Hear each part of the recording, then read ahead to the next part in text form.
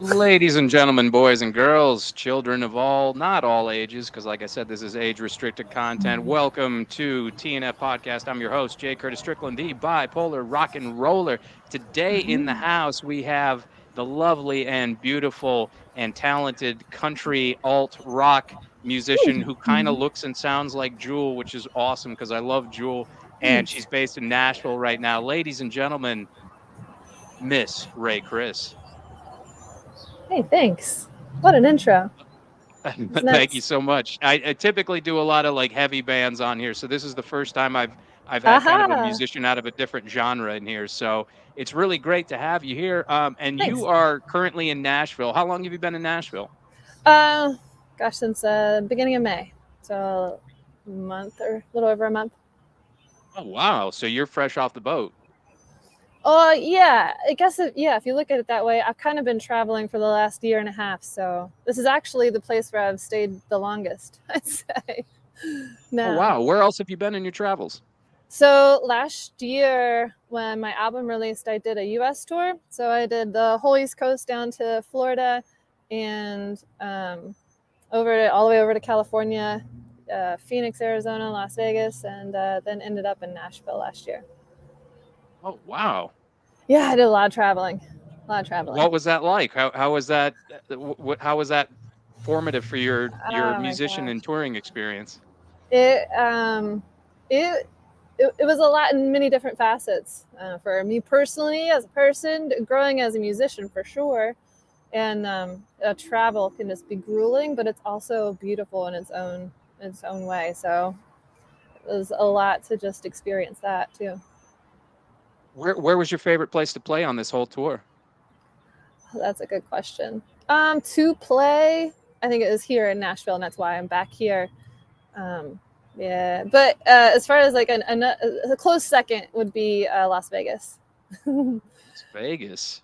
Because of I like the it's just like a whole different world there. Kind of like Nashville is considered Nash Vegas right now because everybody's moving here.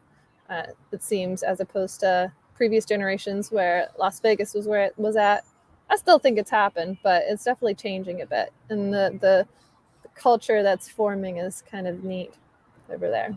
Nashville apparently is not all related just to country music. Apparently there's a bunch of different music scenes that are down in that area as well. Yeah, it's a lot of country. And there are like sub-genres of country too, right? So there's like honky tonkin', there's old country, there's new country there, but then there's also the rock side, which is I'm more on the rock side than the country side, even though I grew up in West Virginia, and I do think that I have country in me and I can do it. I've been told several times that, oh, you're one of those rockers, or you're more on the rock side, and I'm like, I guess so.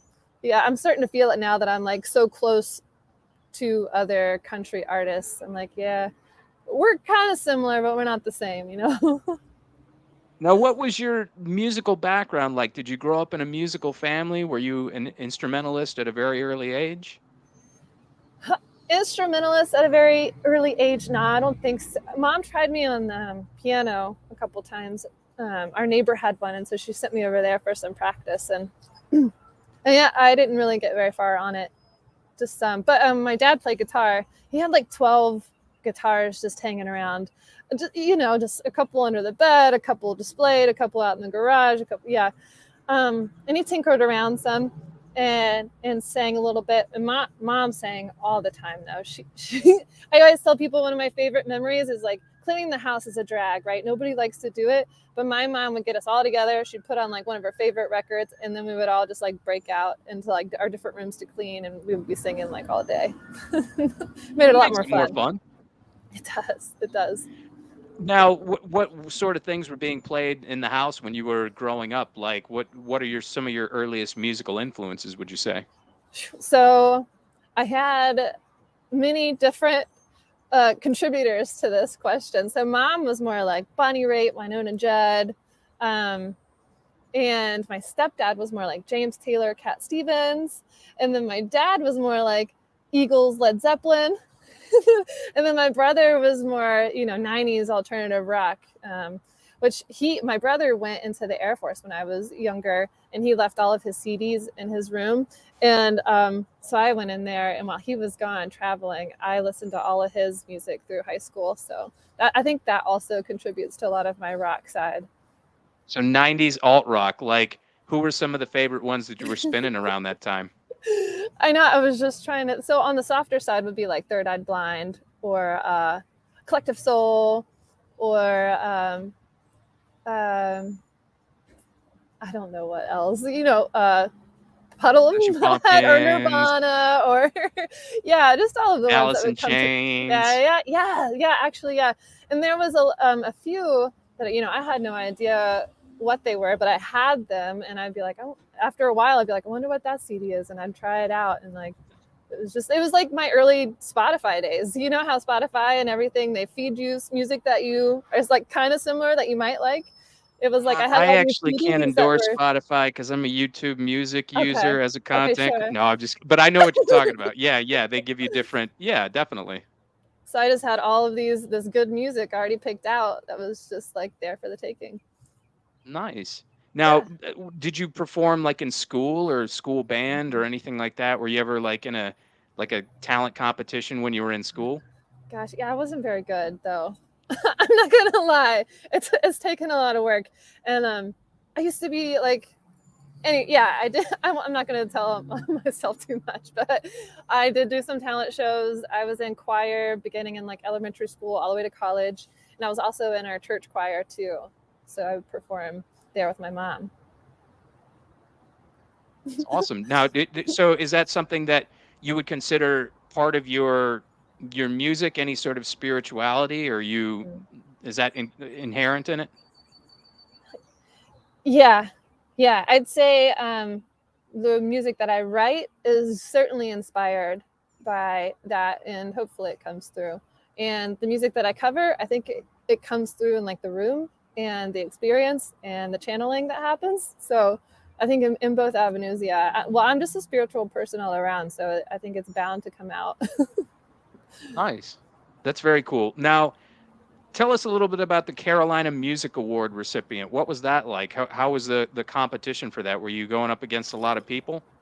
Yeah, it's both Carolinas, and I think I don't think it could have happened in a better time. Last year, so many things just like fell into place organically, and that was one of them. So I work a software job during the long story. I work a software job during the day, and I was given a remote option. And I think it was like even before I was given that option, I had like this instinct to just write an album. I was like, it's ready. Like I need to write an album. I've been waiting for it. I write in my journal, and I had written for like 20 years. And I'm like, one day I'm going to go through all this and there's going to be an album, but I'm just not ready for it yet.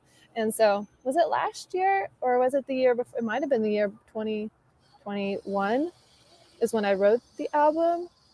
Yeah. And then I started recording it in that fall.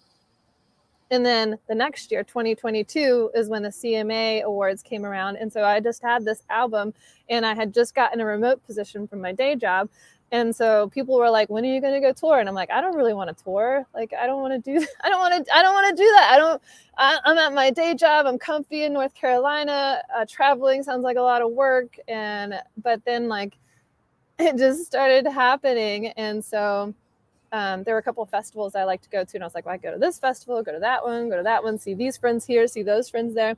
So it just so happened whenever I got this nomination for the CMA Awards, I had an album that had just come out. I had a single and then the album, 2 singles and then the album, and then I was going on tour too. So, and it's voting based. So I was in a different city every week, telling people about my album, telling people about this award, and so by the time it came around, I was still so new to the scene. I'm like, there's no way that I can win this. And so I broke up my tour. I think the award ceremony was August. So I came back home from California, from Vegas. And I was even sitting in the audience. I had a friend with me, and I was sitting there, and like I hadn't prepared a speech really. And I was preparing myself like exposure therapy, being like, it's not going to be my name. It's not going to be my name. And that's okay. And it's okay. I'm here. And like, I'm happy with everything that's happening. And like, we even met in front of my friend and I. There was a fellow sitting there, and, we're chit-chatting before the show. And he's like, yeah, my daughter's in one of the categories, but she can't be here. So I'm here to accept the award for her. And I was like, oh, really? What's her category? And he was like, the female rock side. And I was like, oh, that's cool.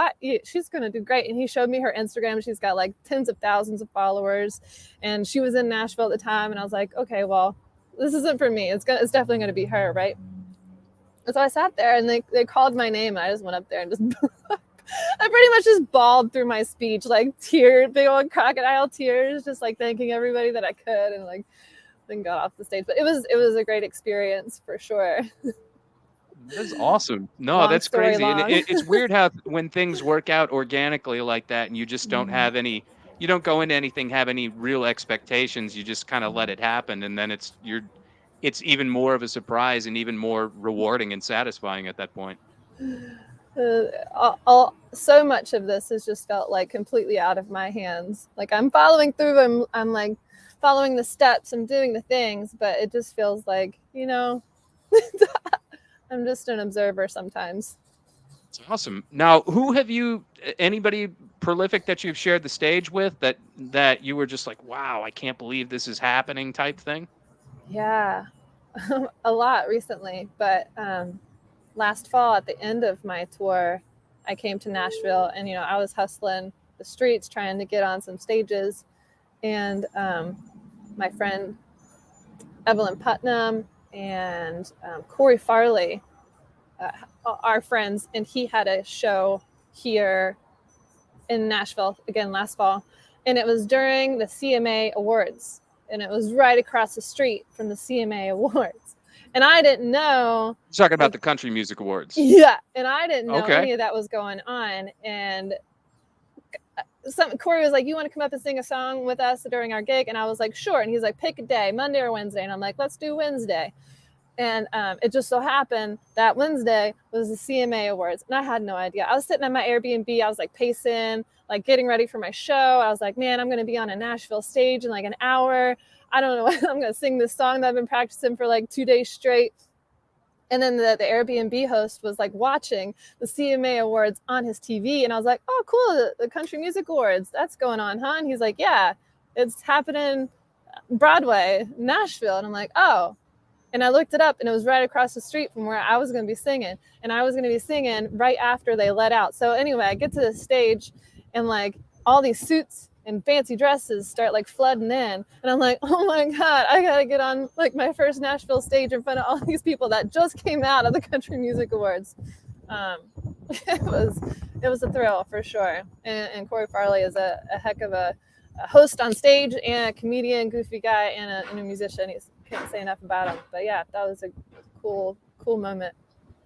It's awesome. Who would you like if you had the dream lineup? If you could share the stage with anyone, past or present, who do you think it would be? I think it has to be Bonnie Raitt. Oh wow!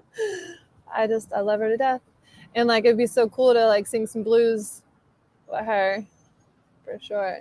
I heard a really awesome story about Bonnie Raitt because my parents also used to play Bonnie Raitt in our house growing up, and one of my friends ended up doing being a roadie for her, and made pretty good friends with her. Said that she wrote to him on his birthday every year, even after he wasn't touring with her. So she sounds like a really genuine, just down to earth, really awesome person. Her music's great. She's got a killer voice. Yeah. I've sang with her in my own way for many years. So tell me about the software, and you're a software engineer. How does that? How do you manage to balance between doing music and doing that? Is that like an on-site job, or is that something that you have like it's like a 9 to 5? You got to punch a clock type thing? It is. I am a software designer, so I work on the visual side of things.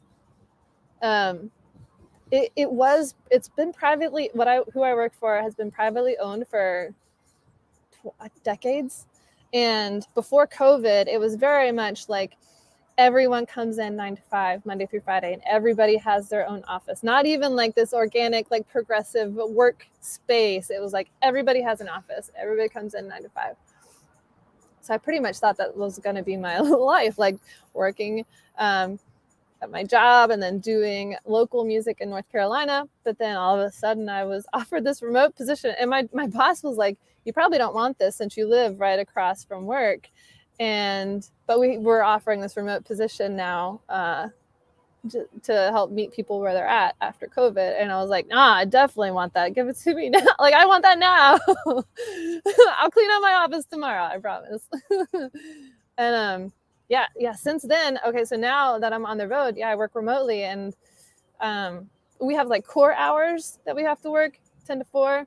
And then sometimes I work some outside of those hours just to make up if I need to. It's difficult. Yeah, it's difficult to juggle all the things. But I also don't sit still very well. I'm constantly doing something. So I actually, even though it's challenging, I enjoy it because it gives me like stability, dependability, it gives me a routine. I don't have to wake up and wonder, what am I going to do with my day? It's like, oh crap, I got to get on this meeting. I got to go now. And like, I'll figure out whatever I got to do later. So yeah, I had a friend come to Nashville this weekend, and we hung around a bit, and she left this morning while I was taking my first meeting for work. And then I finished a full day of that. And then I had to figure out like how I was going to do this podcast with you tonight, because my Wi-Fi at the campground is just awful, terrible. So I've got like 2 laptops here. You're I've got a broadcasting phone. currently from a Starbucks. I was like, what is she doing at a Starbucks? Yes, that is why I'm here, so that we can make sure we can stream this and stream it well. So I got 2 laptops. I got my phone hotspot, like, all of the It's cords. working. You can't see Now- all the cords right now, but I got tons of cords. Now, you said at a campground. Now you're into the whole like camper life. Is that kind of like the whole van life type thing? Yeah, I'd say it's similar. I looked at some vans whenever I was going to purchase. There were a few reasons why I chose to get a pull behind trailer instead. One of those being, those vans are super expensive. Like, if you want to get a good one that's not going to break down on you, it's going to be like $100,000 if you want everything in it. It's really those expensive. Sprinters are no joke. Like Yeah. they if you want them like really outfitted, they tend to be a lot of money. I was actually looking into doing that myself, and you could put a nice down payment on a house for what the price that you'd pay for one of those. Yeah. And I'm traveling also with my cats. Oh. I have 2 cats. So I was like, there's no way I'm going to be like trekking my cats around to the grocery store and to my gigs and like whatever else I got to drive to. Right. So that was another reason why I got the pull behind. And I don't want to be forced to be on the road all the time. I want to do what I want to do. So with my trailer, I can just drop it off, and I still have my vehicle, and I can go about my life however I want to. Not like tied to You live anything. pretty free, pretty independently. That's pretty awesome. Yeah, I enjoy it. I think most people would aspire to have like a trajectory like that. So that's really cool. Now, the album Liberated Density. What does that mean? Where did that title come from? Sure. So I kind of touched on it a bit. It's like 20 years worth of journaling since I was a very young teen. And all of that has just kind of stayed in these journals and traveled around with me for years. And it felt like a chapter it felt like a chapter or an arc had closed. And so I was able, like, healed enough, or like enough time had gone by, or just in the right spot, that I was like, okay, I'm ready to like go through all this stuff and make sense of it and like group it. So it was kind of like a cathartic practice for me to kind of let go of all of these things and kind of free anything that I was holding on to. So liberating the density that you feel when you're like holding on to something, or you're not quite yet ready to like process it. So like, yeah. Now, you had a really interesting song on there. It was called Robots Don't Get High. What is that all about? Oh gosh, yeah. There's a lot packed into that song, and there's a lot packed into a lot of my songs, and I've been told that my writing is very, it's very heavy and convoluted. So it started out just as a line. In college, a boyfriend and I were talking one late night, extracurricular activities, and that line came out, robots don't get high. And I don't even know what we were talking about. I don't know the context really, but I liked that line so much. And this was back in like 2010, 2011. I wrote that line down, saved it in my journals. And then when I was writing the album, I was like, I like that line. I'm going to use that line. And then I had like 4 or 5 different poems that I pieced together to create the material for it. And then, I just connected some dots and wrote the story. So the story arc of that is it's about long-term imprinted trauma and escapism through astral projection. That's what that song is about. Oh, I know, right? that's cool. It's Now, cool. astral projection, is that something like you believe in as Mhm. far as spirituality is concerned? Heck yeah. Mm-hmm. It's fun Have you ever stuff. astrally projected anywhere? I mean, I have no way to prove it, but yes, I You believe. I did? believe I have. Yeah. Oh, that's awesome. No, that's Yeah. really cool. There are some signs that you can tell to measure, like whenever it's like a very, very deep meditative space, and so your body goes through a series of things, like like when you come back to it, you're kind of like paralyzed a little bit until you can, have you ever meditated for a long time or done yoga where you lay I down? meditate 2 hours a day. You do? Yeah, I was not to seg too much off into your story, but I lived as a monk in a Hare Krishna temple for 2 years, and No way. Get spirituality out. is something I have always been has always been very important to me. And I kind of strayed off the path a little bit. I actually, within the past few months, recently got back on it. So 2 hours a day, I commit to meditation. So that's really awesome that you do that. Helps. Because it tends to, like you say, it's a catharsis, and it can release a lot of trauma and things that you're working through. Yeah, totally. So after a deep meditative state, after that couple hours, you might feel it too, where you just have to like wiggle your fingers or your toes or something to like come back to. So you Yeah. might actually be astral projecting and you don't even know it. It could be. You know, It could be.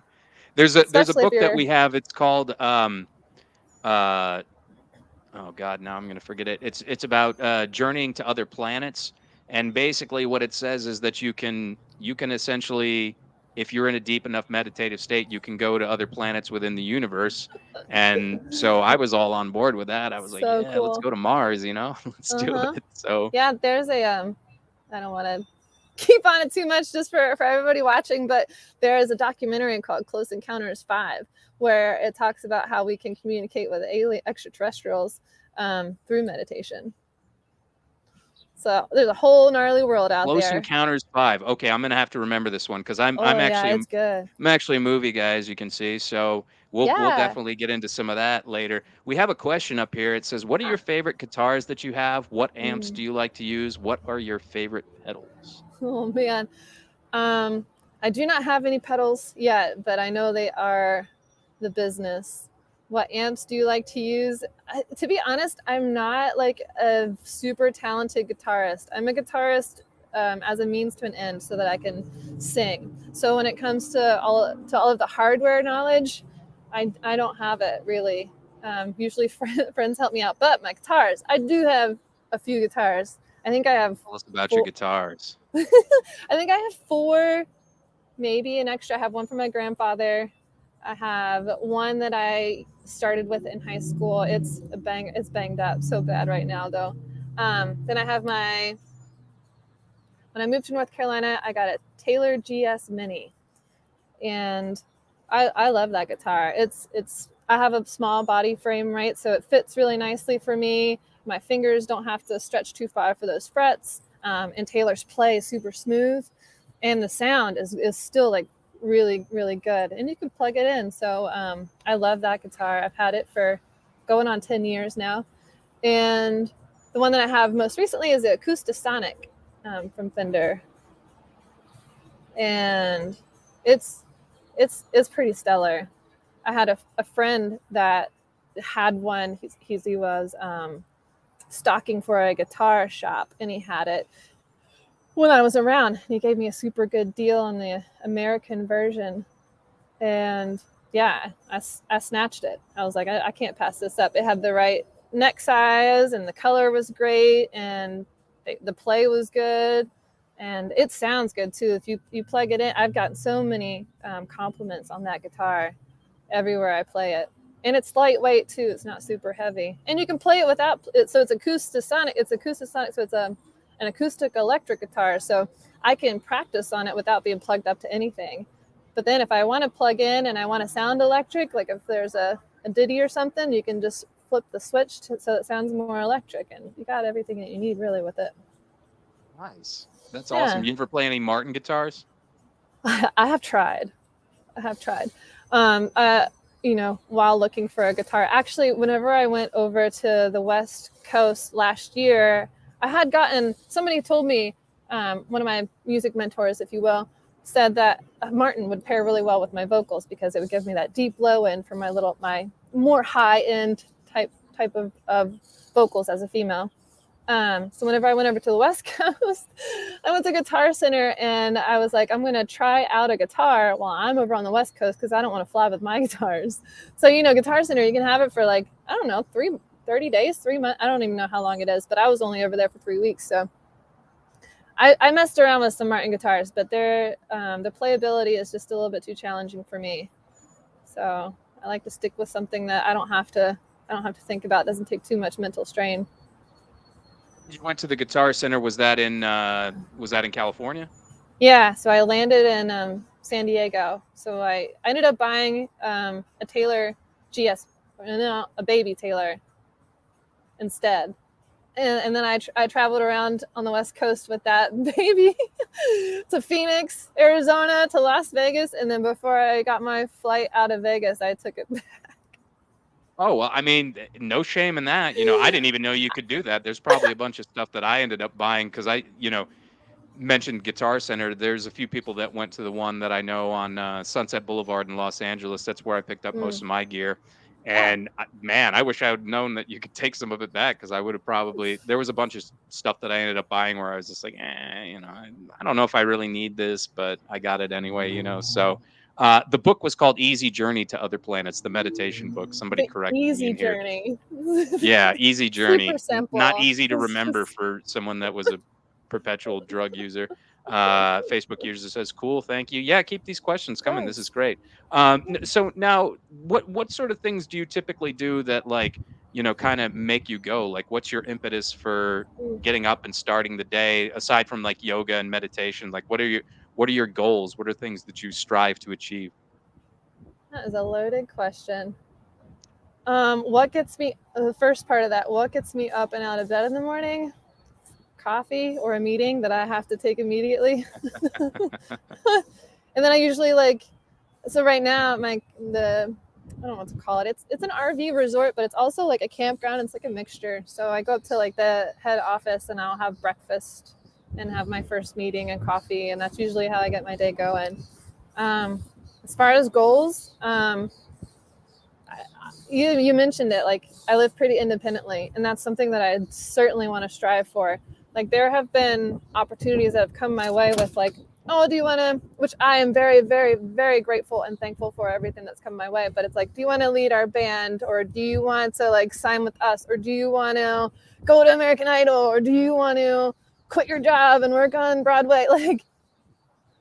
All of these things are great things, but I'm only going forward with things that feel right for me, and what feels right for me is my freedom and me being able to make decisions for what I want in my future, and not somebody else telling me what I need to do. So I guess that's my goal, is to keep doing that in whatever regard, so that any season of my life, anything that I feel like I need to do, I can do that. That's awesome. Now, okay, so we talked a little bit about your music. We talked a little bit about your background. We talked a little bit about your job. let's talk a little bit more about some of the live shows and whatnot. What was a moment where, besides the Carolina Music Awards, where you felt so certain and so just confident in what you were doing that you were like, yes, this is really where I want to go. This is what I want to do. Like a specific show, a specific venue, anywhere geographically. Um, I'm sure there have been many moments like that that kind of hit me or hit anybody in the moment. Um, for me, recently, it's been so I started gigging on Broadway last week, and I had my first two with a band. I had never met this band, and didn't even know I was playing with this band until the day before. And so they're like, what's your song list? So I sent them my song list of like 80 or so covers, and they picked like 20 of them. And they're like, okay, come on come on over tomorrow and let's see what you got. So I meet these folks like 10 a.m. before Rippy's opens, and by 11 a.m. we're playing a 3-hour set. Wow. And it was very nerve-wracking. But during the set, mind you, there's another vocalist that I would alternate with, and that's kind of how they set it up here.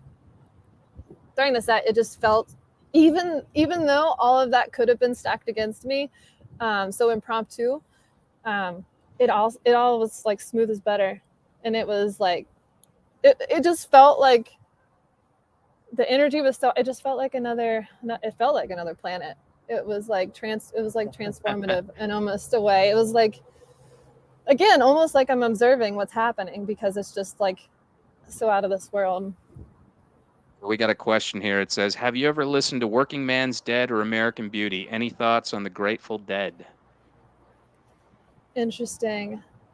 Are those both Grateful Dead songs? I guess I've never really listened to the Grateful Dead, so I couldn't tell you. The Grateful Dead's more of like a jam band, I believe. And I can totally dig a jam band at like a festival or something. But when I have a hard time sitting. So like my music is otherwise rotating quickly. But however, I did see Dead and Company when they were in Boston. I don't know how many years ago that was, like maybe 5. I was visiting a friend in Boston, and it just so happens that they were there, and that was when Dead and Company is when John Mayer was playing with the Grateful Dead. And All right. I'm a big John Mayer fan, so I have seen Dead and Company in person, and it was a very good show. I really enjoyed my time there, and yeah, I got to know them a little bit more, and I'm glad I did. Trey Anastasio from Fish, I'm not typically into jam bands either, but like those guys, I watched a live video of theirs. I have never seen them in person, but those guys were just amazing, amazing musicians. And it kind of opened my whole mind to like a whole nother world of music that I wasn't really accustomed to. And I was just like, damn, these guys are good. I was like, wow, this is amazing. And then like, you Yeah. got like Polyphonic Spree and like all these just like kind of psychedelic, like out there bands. It's fantastic to be able to kind of just, get out of your wheelhouse and look into other genres and whatnot. So, let's Can't see deny here. We there's got, some mad skills for sure. oh yeah. I mean, and those guys are like teachers as their day job. The guys I know Trey Anastasio is like a kindergarten teacher or something, but I want to say most of the band, that's what they do, and then they tour during the summer when they're not teaching. Oh, cool. Yeah. Let's see. Have you ever used drugs to influence your songwriting? Good question. Well, so some people, I have been asked, like, how do you write your songs? Do you write with your lyrics first, or do you do the music first? And really, like, I hardly ever sit down and say, I'm going to write a song. That just doesn't really happen for me. I write almost daily in a journal, just thoughts or observations or poems, or so like my content for writing and for songwriting just like continually comes out of me, and then eventually I compile it together. So all of that to say, like, maybe it has at some point indirectly, but never directly. Very cool. Very cool. Let's see here. Mr. Five Royals Entertainment. That is my man, Lord Nelson and Stuck Mojo. What's up, brother? He says, any thoughts of touring in Europe? Thanks for all these questions, guys. It's really nice. This has been the Yeah, biggest I audience did. I've had so far. So God. yeah, right. Tour in Europe. Yeah, I definitely want to. I thought that we had a family trip planned for Italy, slightly before COVID, and then after COVID, it kind of got fumbled, and we weren't able to go. But I was kind of planning on like piggybacking off of our family trip and doing some music over there at that point. But I've also, now that I have my pool behind camper, I've thought, hey, if I wanted to, I could just load it up on a boat and just trolley right on over there and drop off and have a good old time wherever I wanted to. So yeah, I have definitely thought of touring Europe for sure. Probably would start with Italy and then maybe like Ireland at some point. Go see the homies. What's your background? Like, where's your family hail from? Like, as far as ancestral wise? Yeah, so I think we're Welsh from my dad's side, and I think that's like a Dutch German thing. And then my mom is like Irish Scottish, and then both sides have like a percentage of Cherokee from being in West Virginia. And wow. I've asked my one of my grandmothers while she was still living. I was like, who was it that like got us mixed up with these Cherokee Indians? I never got a straight answer though. Well, I could see it. You got very pronounced cheekbones, and that's pretty typical of like natives and whatnot. So yeah, that makes a lot of sense. Have you ever been to Europe? I have been to Paris, and I have been to Italy, Florence specifically for about 3 weeks with a trip to Venice in there. Okay. Let's see. Here we go. We got another question here. In terms of super heavy music, do you like any of that stuff? Do you prefer playing without drums? The first part of that question I'm driving with, but the second part, do you prefer playing without drums? What does that mean? I guess probably Like meaning that acoustic? with just an acoustic guitar and just a singer-songwriter type setup. Yeah. So the first part, super heavy music. I think I get into it time and a place. It's definitely not my go-to. I like going to those shows, I think, more than I like listening to the music, kind of like jam bandy stuff. I think if he's watching this, he's gonna laugh. But I think I've been to a Slipknot concert with my then. Oh damn. Yeah, but and I enjoyed it so much my neck hurt the next day because I was headbanging so much, and I don't really listen to music, but I really enjoyed the concert and the energy and the flow. And my brother listens to a lot of heavy music, and so he'll send me some stuff, so I can totally get into it for sure. I'm trying to think of one band that I really do listen to more often that might be a little heavier. Tool's a little heavier, right?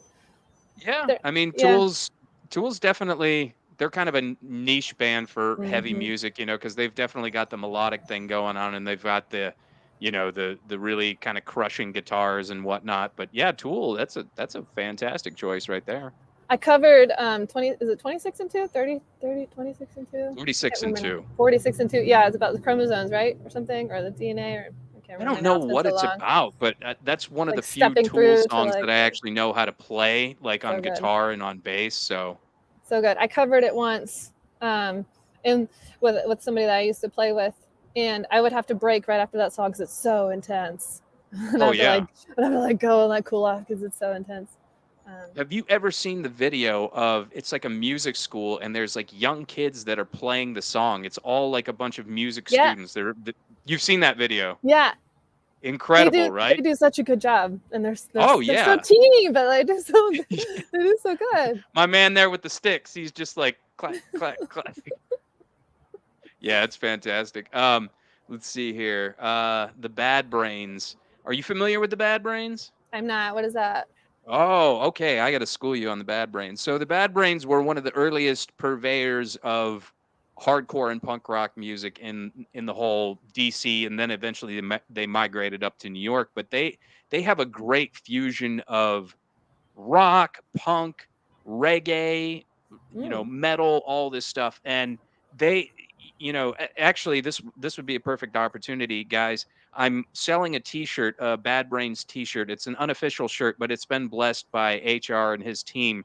And cool. it's HR is actually, he's the singer. He's dealing with a lot of headaches. And so if you're interested in the shirt, the proceeds from the shirt are going to go to his recovery fund because he's not able to tour this year. But Bad Brains hugely influential on me. I think you'd actually be a big fan of them. Like they've got some really good. I don't know what your thoughts are on dub reggae. Like if you like any sort of That sounds reggae music. amazing. Yeah, no, they've got some really really awesome cuts. I'll have to send them to you.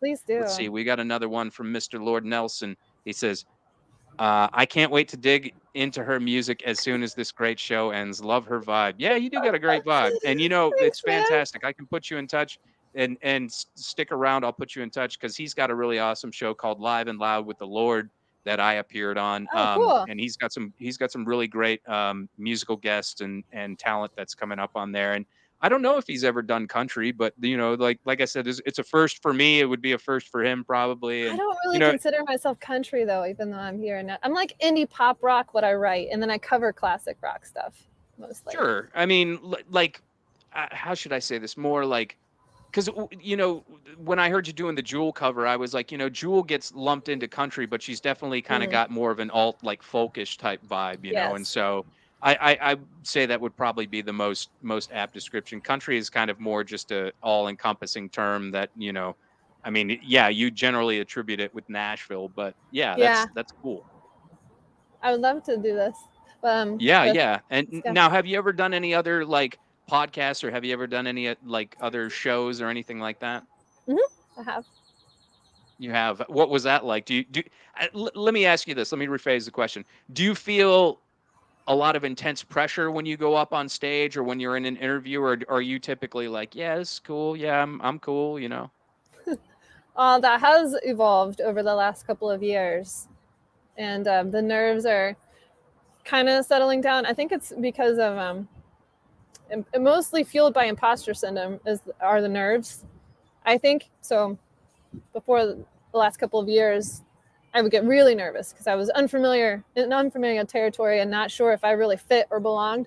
And then the last couple of years, I've done a lot of work to like find out where I'm at, what I want to do, who I am on stage, and so a lot of those nerves have kind of trickled off because I'm just comfortable being me, and I know where I'm at and where I'm headed and what I'm doing. So it just makes it a lot easier.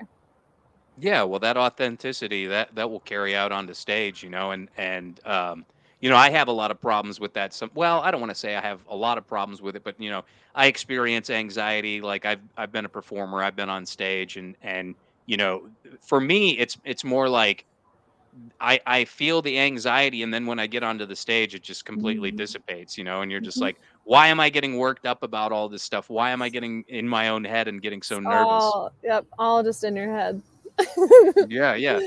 Wim Hof, if you've ever heard of Wim Hof, that's good for. I use that a lot when I'm feeling anxious or nervous or like out of my I depth. have heard of Wim Hof, but tell me a little bit more about it because it's a breathing technique, isn't it? He does cold therapy and the breathing technique both. He's more like a life coach, and like I feel like those are just like a means to an end too to get to like a certain mental headspace and a strengthening of your will, if you will. Yeah, yeah. So the cold techniques are using cold water to strengthen your nervous system and train your body and your mind to work together and work with you. And then the breathing technique is to over oxygenate your body. So it's very like quick, deep breaths. And so doing this for a while, you kind of get to, and you hold it at a point, and your body kind of like uses this oxygen to do a lot of the processes in your body, and you kind of get like this clarity that comes through that kind of feels like a deep meditative space if you've been there, and it kind of just gives you a space to just be, and you're not plagued with your nerves. You're not plagued with your thoughts. You're not plagued with like any feelings of like, I can't. It's much more of a like I can, and this is an empowering type of presence. Yeah, check it out. Okay, we got another question here. This has to be Rich Dollinger. It just says Facebook user, but I'm not sure. It says, do you dig Elliott Smith or Mark Kozelek? Man, I guess I don't, because I don't know them. But I'm really bad with names though. So if I heard the songs, I might could sing you the whole song. It's hard to say. Well, I'm not familiar with Mark Kozelek, but Elliott Smith had that really popular song called "Needle in the Hay." Have you ever Sounds heard that? more familiar, but not coming to me. Oh, okay. He's got a pretty incredible backstory. Pretty troubled individual. He ended up ending his own life by stabbing himself in the heart. So Wow, a lot of pain he there. yeah, he's Yeah. definitely working through a lot of trauma, and kind of wish he had stuck around with us so he could have made more great music. But yeah, he's definitely kind of got that folk indie vibe. What are some of like newer artists that you're digging on? Yeah. So this is always, pardon me, this is always a hard question to answer. Spotify said I listened to 173 genres last year. So I just don't know. Lake Street Dive is has been on the rotation. I also listen to a lot of like wackadoo, like this is a little harder. Hardcore EDM. Like I just like got into that too. Wow. And yeah. I like that for dopamine replacement. Like if I'm scrolling endlessly looking for just like a dopamine hit, if I put on some hardcore EDM, I get like that. I get yeah, that helps. I listen to Celine Dion in my car to practice and warm up for gigs. So like she's certainly an influence right now. She's not necessarily modern day though. When you do Celine Dion warm-ups, do you go like this, and do you thrust the chest like there are some hand movements, but I have not done that one. Is that something that she does? I could see her doing that, but I have not. Oh, this is Trivikram from 108. Oh man, that's a really awesome band right there. Hey, what's up, Hare Krishna? How are you doing, brother? I haven't spoken with you in a while, but I was telling your story about whenever you did kirtan down in Antarctica and you brought your deities down there. So that's awesome that you're in the thread. Really good guy. He plays in a band that the guitar player used to play with Zach De La Rocha from Rage Against the Machine. It was a band called Inside Out. So there's some history right there. That's kind of cool. People are What's up, playing Rage Against the Trivikram? Machine on Broadway right now. Killing in the Name of. They're playing? People are covering that on Broadway. Oh, okay. I was like, what? Because people think that Broadway's mostly country. People are covering that song prime time in Broadway. I love it. Oh wow, it's a great song. I mean, that was a huge band for me growing up. I mean, that was kind of like my breakthrough band for heavier music. But let's see. Nelson says, "Okay, I'm loving her even more. Music is universal. It's all love, Nelson. It's all love. That's awesome." And Trivikram says, "Good, miss you." Smiley face emoticon. Now we were talking about rituals too. Like, what are some things that you do to kind of, besides the Wim Hof stuff and the Celine Dion chest thrust? Like, what do you do to kind of prep yourself for getting on stage? Or even just writing songs? Like, do you have any like sort of things that you do consistently? For getting on stage, I do a lot of YouTube karaoke to practice my songs while I'm getting ready. I definitely do that, and then I warm up with the Celine Dion while I'm driving to the thing. Any other rituals? What was the other thing? What was the other thing you said? I got trailed off. The Celine Dion chest thrust, and I mean just things that you do, like when you writing. That was the other thing. Let me give you an example. Like when I get ready to do an acting performance, there's two movies that I always watch right beforehand. Really? Before I do a stage performance, I watch Bullet with Steve McQueen, and I watch The Elephant Man with John Hurt, the David Lynch film. That's something I always do, just because the performances in that are so incredible and so inspiring to me. I'm like, man, I want to be this good. I want to be this good. I love that. So like something you do, like little quirks or anything that makes you kind of like, yeah, I'm gonna do this. Sometimes just this mirroring effect. I'm like crooked here. Sometimes even just my outfit can help, or my hair, or like my makeup, just things that like make me feel empowered. I also just got this like side tactical fanny pack when I was at Merlefest this year. Oh Just man. because it was raining, and I had I had a coat, and then I had like a rain jacket, and I had like stuff in my pockets, and I looked like I was like chubby with these like lumps. So I was like, I need to figure out different. Nice. Couldn't do the man purse anymore. I had the man purse for a while because I can't just wear a backpack. That's just too basic looking. But the man purse was a little too effeminate looking. So I was like, I'm gonna meet you in the middle here, bag. And so I ended up getting one of these cool things when I was up in Asheville and decorating it with all my stuff. Oh, So Asheville, you got a fanny pack, you got you could do YouTube karaoke. What else? What else? Yeah. I think just positive mindset too. Like I've done a lot over the last couple of years, just in general, to strengthen my mind and not let myself get caught up in so much fear, and reprogramming that fear with some faith, which makes a lot of sense, but it's hard to do.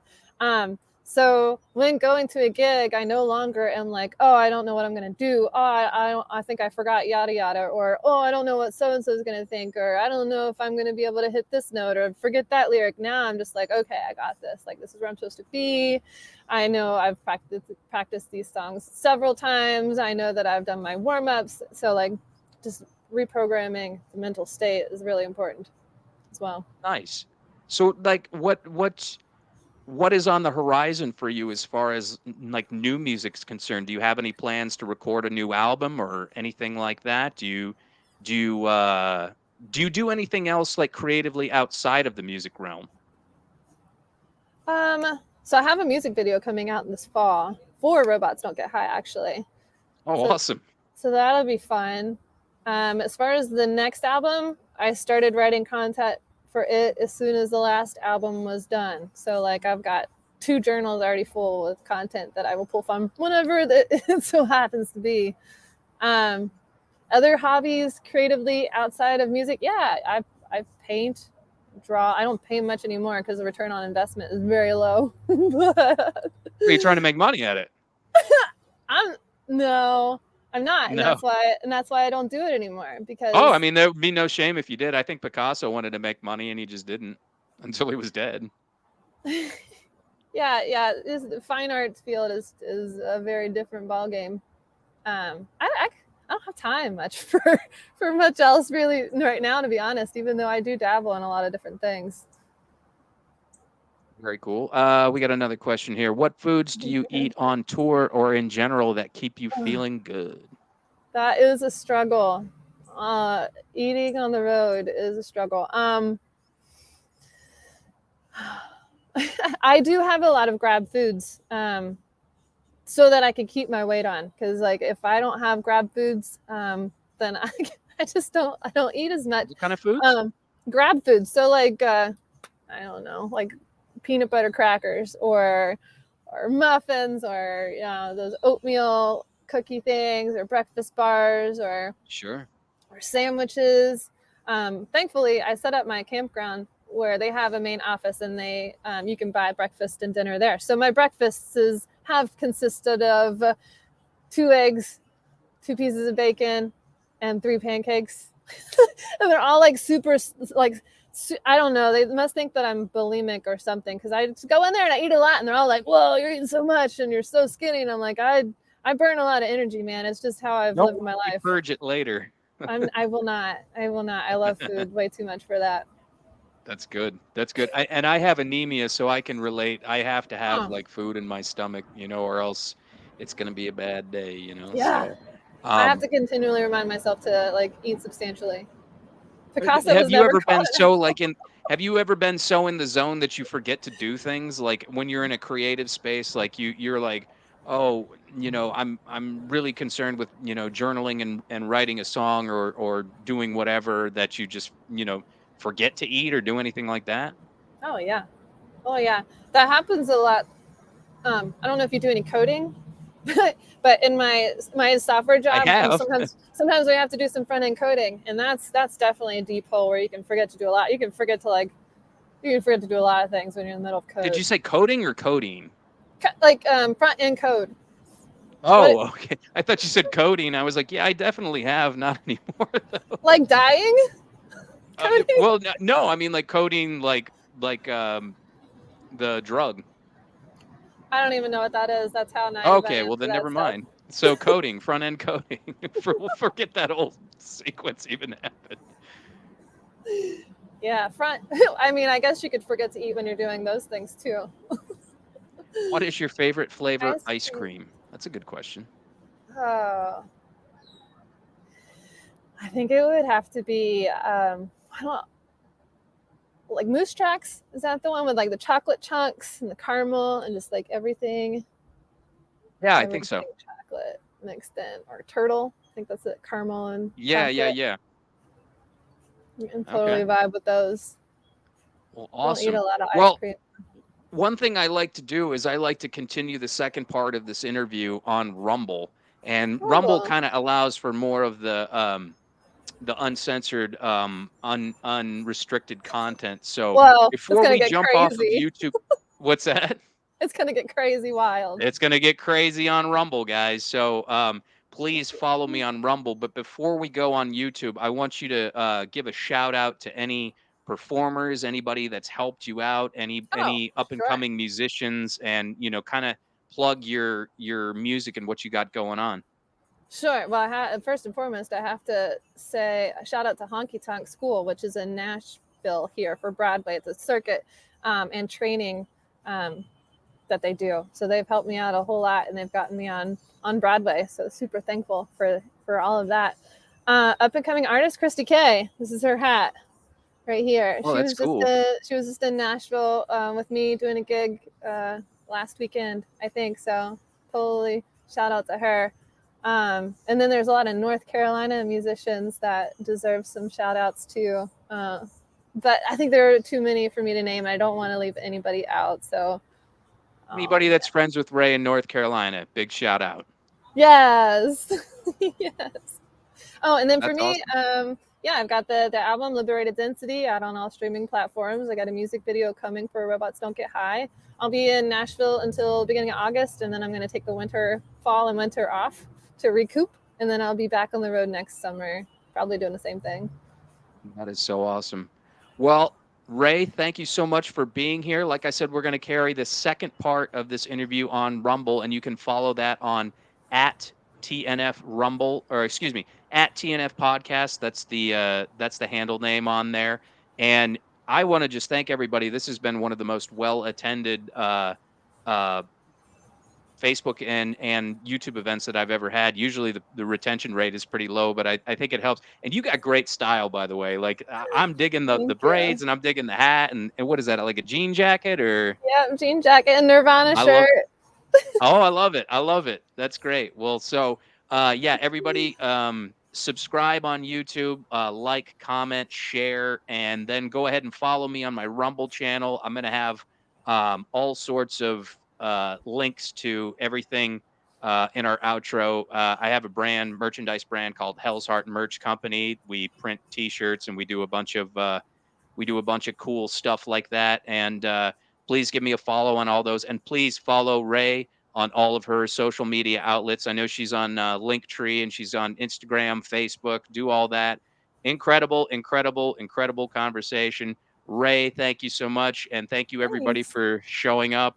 And we're going to send you off with a nice little outro here, and then we'll see you guys on Rumble. Rae, again, thanks so much. Thanks. Bye.